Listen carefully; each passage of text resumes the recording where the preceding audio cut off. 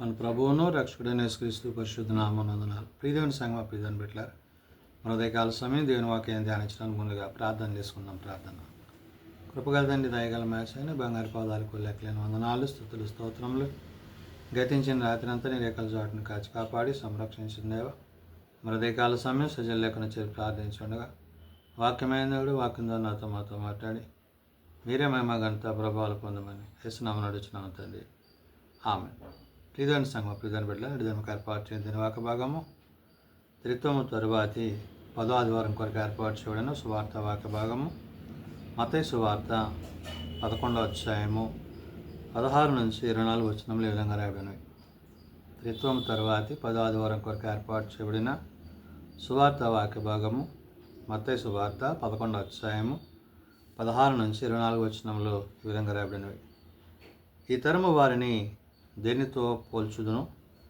సంత వీధులలో కూర్చుండి ఉండి మీకు పిల్లనగోవి ఊదితిమి కానీ మీరు నాట్యమాడరైతిరి, ప్రలాపించితిమి కానీ మీరు రొమ్ము కొట్టుకున్న రైతురని తన చెలికాండ్రతో చెప్పి పిలుపులాటలాడుకొను పిల్లకాయలను పోలి ఉన్నారు. యోహాను తినకయు త్రాగకయు వచ్చెను గనుక వీడు దయ్యం పట్టినవాడని వారు అనుచున్నారు. మనుష్య కుమారుడు తినుచూ త్రాగుతూ వచ్చెను గనుక ఇదిగో వీడు తిండిబోతును మద్యపానీయు సుంకరులకును పాపులకును స్నేహితుడని వారు అనుచున్నారు. అయినను జ్ఞానము జ్ఞానమని దాని క్రియలను బట్టి తీర్పు పొందు అనెను.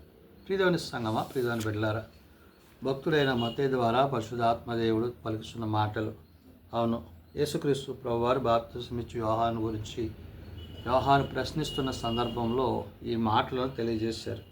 అంటే యేసు తన 12 మంది శిష్యులకు ఆజ్ఞాపించి చాలించిన తర్వాత ఈ 11వ అధ్యాయం 1వ వచనం అంటది, వారు వారి పట్టణములలో బోధించుటకు ప్రకటించుటకును ఆయన అక్కడ నుండి వెళ్ళిపోయాను. ప్రభు పరిచర్య ధర్మం చేస్తున్న సందర్భంలో క్రీస్తు యేసుని గురించి కార్యాన్ని గురించి యోహాను చెరసాల్లో ఉన్న యోహాను ఏమంటున్నాడు?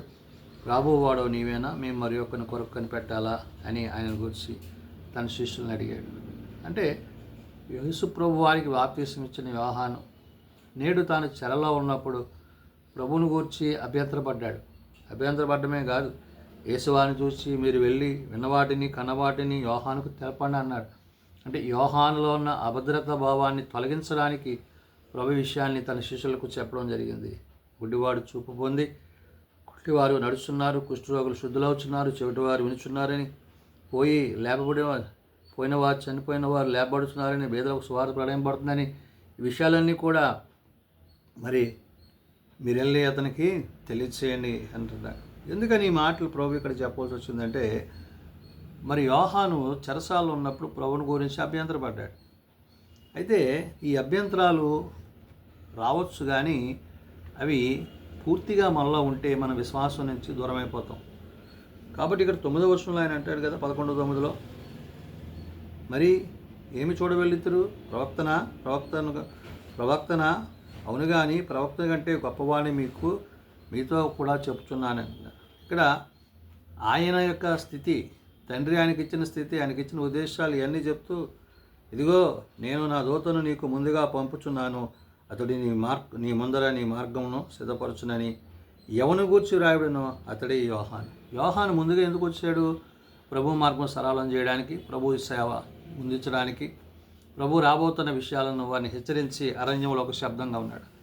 ఇవన్నిటిని ఉద్దేశించి ప్రభు ఇక్కడ అంటున్నారు, ఈ తరము వారిని దేనితో పోల్చుదును అని 16 అంటూ, సంత వీధులలో కూర్చుని ఉండి మీకు పిల్లనగో ఊదితని కానీ మీరు నాట్యమాడరైతిరి. అంటే మీకు ఎన్నిసార్లు చెప్పినా, మీకు ఎన్నిసార్లు ఉద్దేశింపజేసినా మీరు విననొల్లని జనంగా ఉంటున్నారు. అంత మాత్రమే కాదు, ఆయన అంటున్నాడు, మీకు పిల్లనగోవి ఊదితిమి కానీ మీరు నాట్యమాడరైతిరి, ప్రలాపించితిమి కానీ మీరు రొమ్ము కొట్టుకొనక రైతిరి. మరి తమ చెలికాండ్రతో చెప్పిన పిలుపులాటలాడుకును పిల్లకాయలను పోలి ఉన్నారు అంటాడు. అంటే దేవుని పట్ల భయము కానీ భక్తి కానీ విశ్వాసం కానీ లేని స్థితిలో మీరున్నారని అక్కడ ప్రభు ఆనాడు ఆయన పరిచర్య చేస్తున్నప్పుడు చెప్పిన మాటలు. అందుకని అంటున్నాడు, యోహాను తినకయు త్రాగకు వచ్చిన గనుక వీడు దయ్యం పట్టినవాడని వారు అంటున్నారు. యోహాను గురించి ఏమంటున్నారు? తినలేదు తాగట్లేదు కాబట్టి వీడు దయ్యం పట్టినవాడని యోహాను గురించి మాట్లాడారు. ఇప్పుడు మనుష్య కుమారుడు తినుచూ త్రాగుతూ వచ్చాడు గనక ఇదిగో వీడు తిండిపోతును మద్యపానీయు సుంకర్లతోనూ పాపులతోనూ స్నేహితుడని వారు అనుచున్నారు. అయినను జ్ఞానమని దాని క్రియలను బట్టి మీ తీర్పు పొందురండి. అంటే జ్ఞానము అనగా దేవజ్ఞానము, దేవుడిచ్చే జ్ఞానము, పరలోక సంబంధమైన జ్ఞానము ఎవరైతే కలిగి ఉంటారో, ఎవరైతే జ్ఞానానుసారంగా నడుచుకుంటారో, ఆ జ్ఞానాత్మను కలిగి ఉంటారో వారే తమ యొక్క విశ్వాసాన్ని జీవితాన్ని కాపాడుకుని వారే ఉంటారు.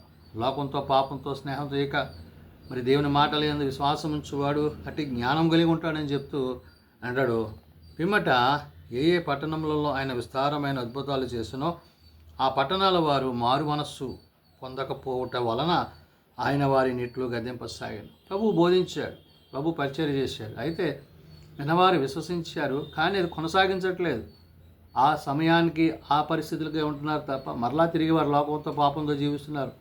కాబట్టి మారు మనసు పొందని పట్టణాలుగా అవి ఉండిపోయి అందుకనే ప్రభు యొక్క అయ్యో కోరాజేనా, అయ్యో బెత్సైదా, మీ మధ్య చేయబడిన అద్భుతములు తూరు సీదోను పట్టణంలో చేయబడిన ఎడల ఆ పట్టణంలో వారు పూర్వమే గోనెపట్ట కట్టుకొని బూడిద వేసుకొని మారు మనసు పొంది ఉందరు కదా. మీ మధ్య చేయబడ్డాయి, మీకేమీ మార్పు లేదు, మీకేమీ విశ్వాసం లేదు, మీరేమీ విశ్వాసంలో కొనసాగట్లేరు, మీరు జ్ఞానం కలిగి ఉండట్లేదు. అయ్యో కోరాజేనా, అయ్యో బెత్సైదా, మీ మధ్య చేయబడిన అద్భుతాలు అంటున్నారు. అంటే ఈ పట్టణాల్లో ప్రభు బోధ వారు మరి విన్నారు కానీ విశ్వసించని వారిగా ఉన్నారు.